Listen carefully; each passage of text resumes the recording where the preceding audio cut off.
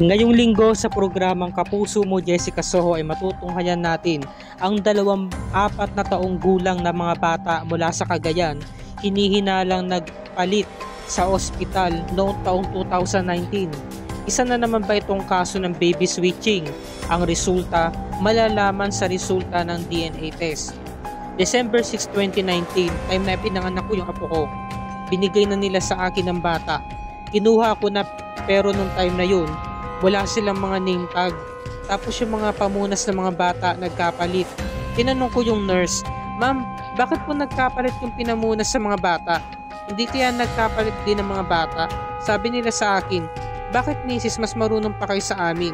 Kami ang nasa loob." Sabi ng kaibigan ko, "Bakit parang iba yung mukha ng apo mo?"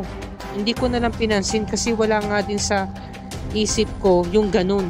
Eto mga kinuwento ni Lola Beverly ng isa sa nagpalit na di umanong bata. At ito pa ang sinabi ng isa, "Sinasabihan na ako nababaliw na ako kasi pinagdududahan ko yung sarili ko, anak. Wala akong makitang similarity sa physical features niya at sa aming mag-asawa. Kahit mga relatives ko ganun din ang sinasabi. Mother instinct na baka nga hindi talaga siya ang anak ko. Kaya hindi ako tumigil na maghanap sa nakasabay kong nanganak. Noong August 6, naisip naming dalawang magpartner na hanapin yung social media account ng kasabay ko mga anak. Doon namin nakita yung itsura ng bata sa kanila. Nagkapalit talaga. Ito naman ang siniwalat ni Tricia, ang ina ng isa sa mga bata. At ito pa ang sinabi ng Marisa, na ina ng isa sa mga bata. Biglang may nag-message sa akin na sinabi nila na nagkapalitan kami ng baby. Sobrang sakit.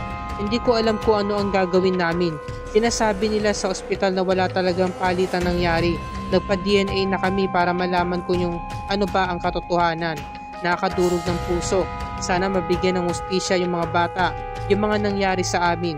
Pakatutukan natin na resulta ng kasong ito mga kapuso. Ano ba ang kahihinatnan ng investigasyon?